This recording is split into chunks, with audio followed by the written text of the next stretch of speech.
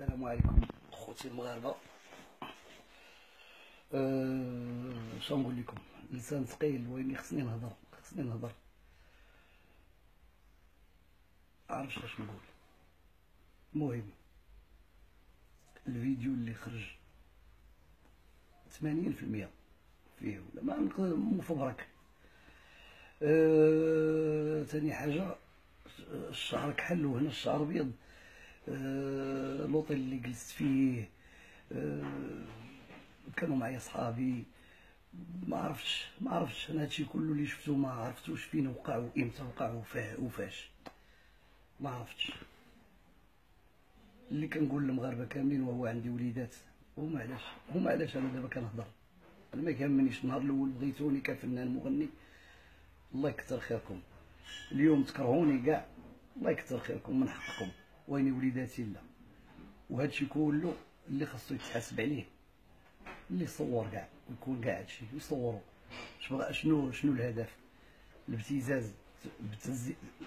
خلصت على هاد الفيديو هادي 10 سنين وصيفطوه ليا وخلصت. مشيت لهولندا والمناجير ومناجيرة جوج الناس في هولندا كنخدم معاهم، هما اللي تكلفوا مشاو لاسبانيا وخداو السيدي وهرسوه وعطيت فيها 3 المليون ونص ولا ما عرفت 4 المليون. داز حتى لدابا عاوتاني وتجبد هادشي. مشيت للبوليس درنا الاجراءات لدرجه انني مشيت عندهم وخرجوا معايا مساكن الله يكثر خيرهم، ودرت معاه هذا اللي كيبتزني وهرب ليهم. ودابا راه شدوه، راه هو عندهم في الكوميساريه هادي يومين ولا 3 ايام قبل ما يخرج الفيديو. يعني الابتزاز كما وقع لي انا غادي يوقع لاي فنان.